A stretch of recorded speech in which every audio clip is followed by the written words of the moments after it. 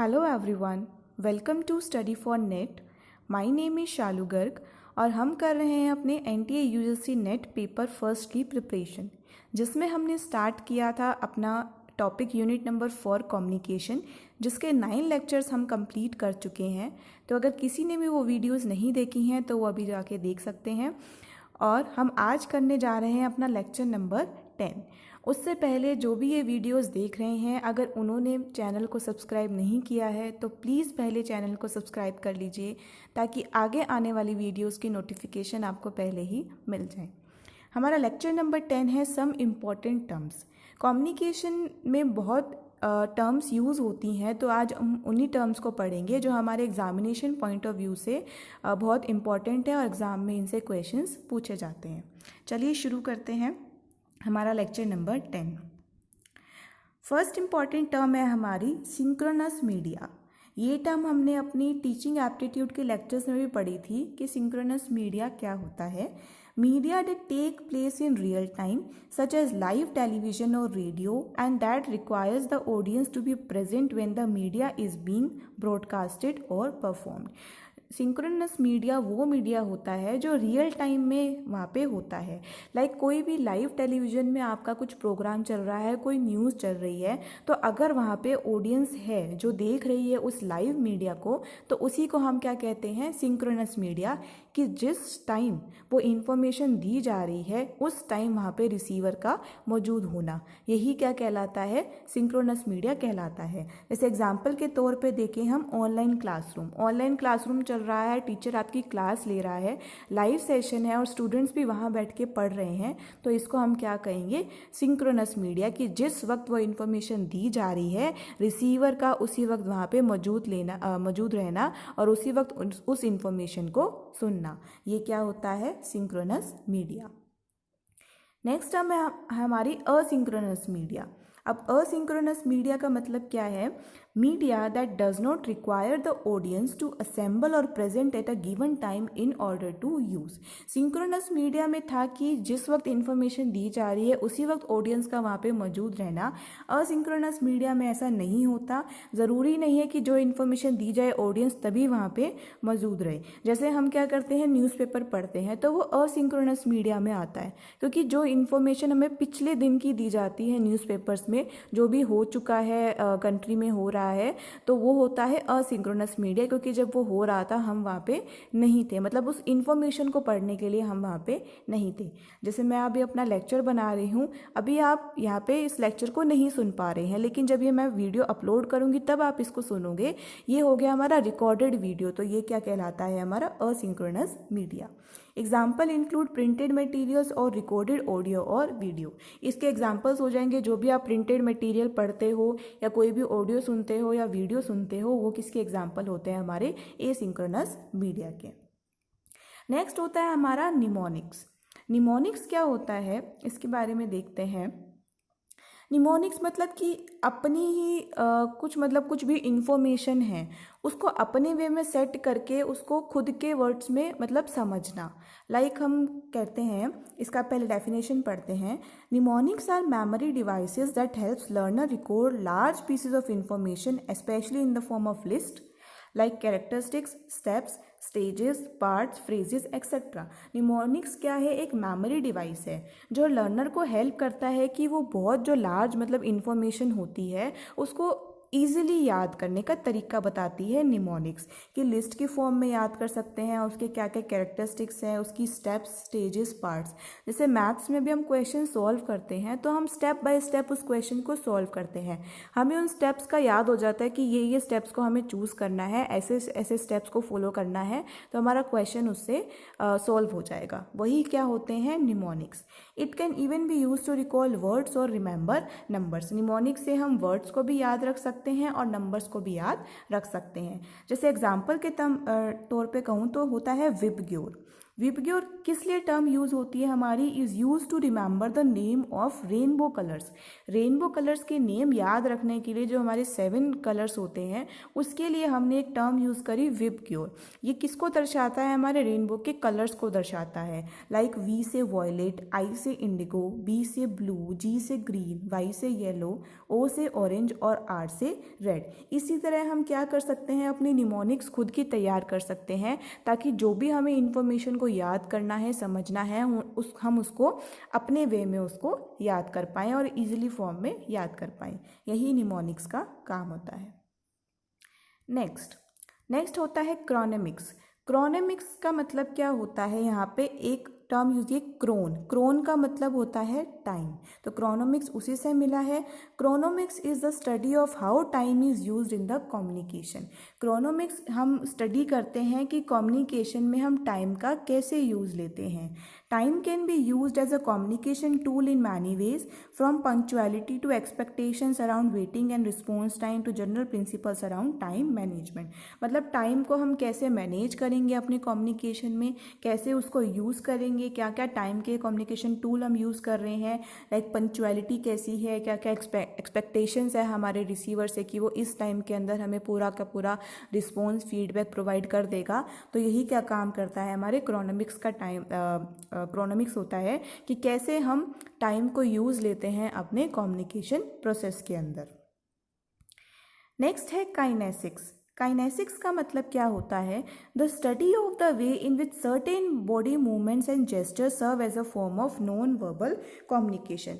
जिसमें काइनेसिक्स में क्या है, सर्टेन बॉडी मूवमेंट्स का क्या होता है, रोल होता है, हम उसको सर्व करते हैं कोई भी जब हम नॉन वर्बल कम्युनिकेशन करते हैं। काइनेसिक्स में एक रूल निकल के आता है। कौन सा रूल है? It's 7%, 38% and 55%। तो ये 7, 38, 55 रूल है क्या काइनेसिक्स में, ये हम देखते हैं।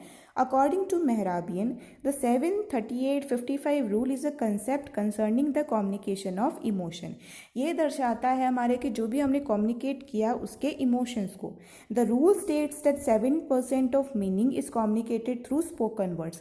इसमें ये कहते हैं कि जो भी 7% है, जो भी communication का meaning निकल के आता है, उसमें वो spoken words मतलब बोल के कुछ understand करता है सामने वाला receiver. 38% from tone of voice, जो भी मीनिंग होगा 38% उसमें क्या होगा कि आपके बोलने की टोन क्या है।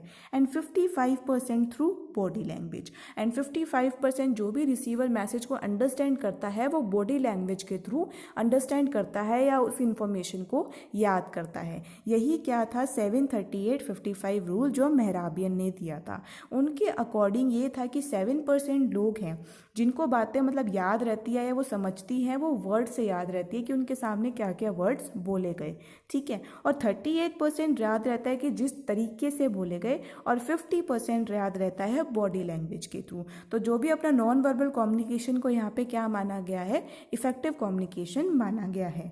They are abbreviated as 3 V's। इनको 3 V's के नाम से जाना जाता है, वर्बल, वोकल एंड विजुअल। हम इनको 3 V's के नाम से जानते हैं, वर्बल, वोकल एंड विजुअल। तो ये है हमारा काइनेसिक, जिसमें सर्टेन बॉडी मूवमेंट्स और जेस्चर्स को हम देखते हैं कोई भी नॉन वर्बल कम्युनिकेशन के अंदर।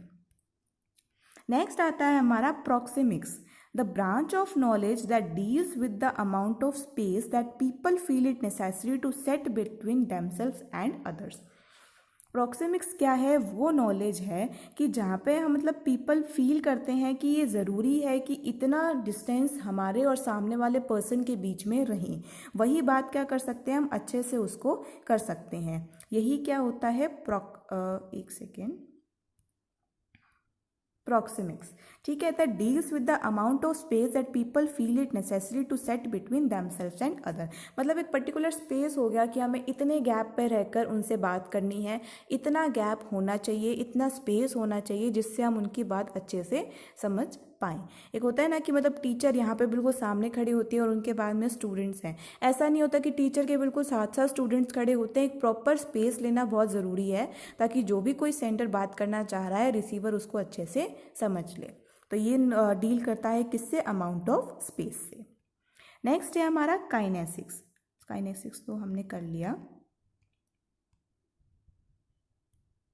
नेक्स्ट है हमारा paraphrasing. Paraphrasing is a skill that is absolutely necessary for good listening. Paraphrasing क्या है? एक स्किल है जो बहुत ज़रूरी है हमारे अच्छे लिसनिंग के लिए, मतलब हमें एक अच्छा लिसनर भी होना बहुत ज़रूरी है।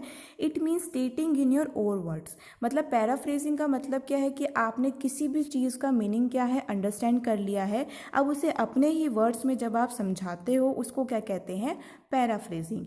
Your understanding of what has just been said, it gives the speaker the opportunity to find out what message he is getting across to him. तो इससे क्या है कि स्पीकर क्या है, जो भी सुन रहा है मैसेज को, उसको अपॉर्चुनिटी मिलती है ये जानने के लिए कि जो भी मैसेज उसके सामने आया है उसको वो कितना अच्छे से समझ पाया है। ठीक है, तो यही क्या होता है? पैराफ्रेजिंग। उस मैसेज को अच्छे से समझ के जब वो खुद के वर्ड्स में उसको एक्सप्लेन करता है, उसी को हम क्या कहते हैं? पैराफ्रेजिंग कहते हैं। नेक्स्ट हम आते हैं हमारी इंटरकल्चरल कम्युनिकेशन। इंटरकल्चरल कम्युनिकेशन क्या होता है कि जब हम दूसरे कल्चर के लोगों से बात करते हैं, वही क्या होता है? इंटरकल्चरल कम्युनिकेशन होता है।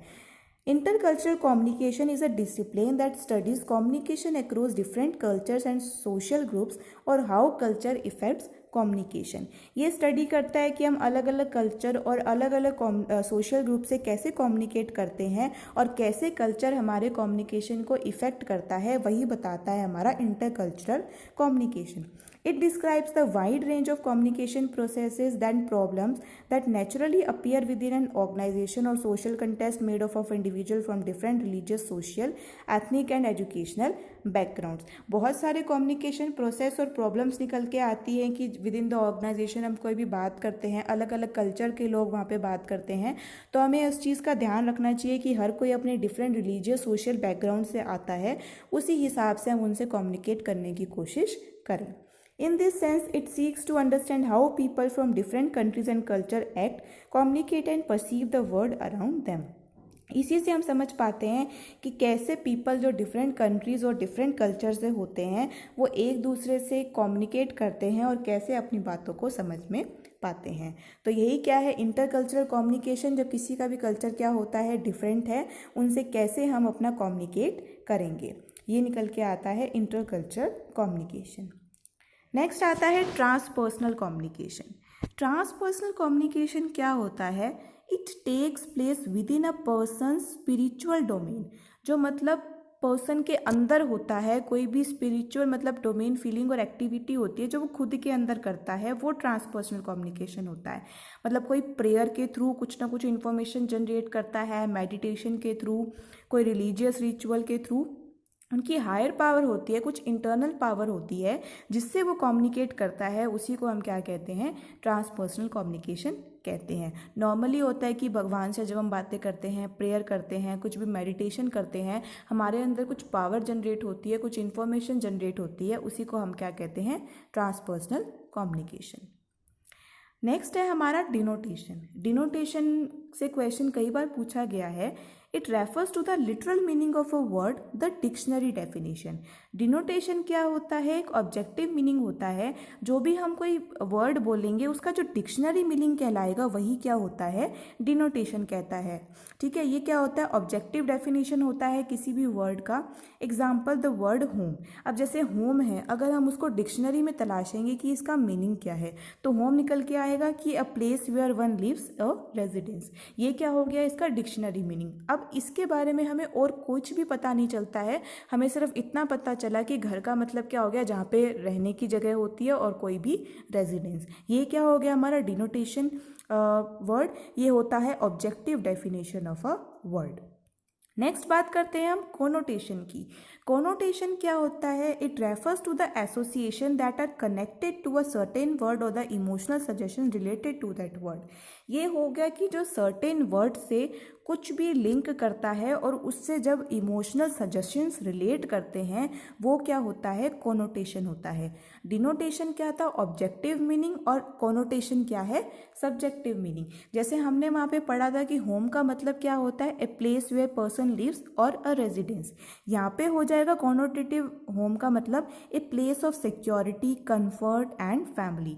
ये प्लेस जहाँ पे हम सिक्योरिटी मतलब बिल्कुल सुरक्षित महसूस करते हैं, कंफर्ट महसूस करते हैं और फैमिली के साथ में रहते हैं, वो क्या हो गया, कोनोटेशन। डिनोटेशन तो उसका डिक्शनरी मीनिंग हमें पता चलता है और कोनोटेशन हमें पता चलता है उससे जुड़ी हुई फीलिंग्स और इमोशंस। ठीक है, तो ये थे हमारे कुछ इंपॉर्टेंट टर्म्स जो हमारे कम्युनिकेशन में यूज़ आते हैं, एग्जामिनेशन पॉइंट ऑफ व्यू से बहुत बार पूछे भी जाते हैं। तो आई होप आपको सबके मीनिंग्स अच्छे से समझ में आ गए हों। Thank you for watching. मिलते हैं हम अपनी नेक्स्ट वीडियो में। और अगर किसी ने भी इस चैनल को सब्सक्राइब नहीं किया है तो प्लीज़ चैनल को सब्सक्राइब करें और अगर ये वीडियो पसंद आई हो तो इस वीडियो को लाइक करें। Thank you.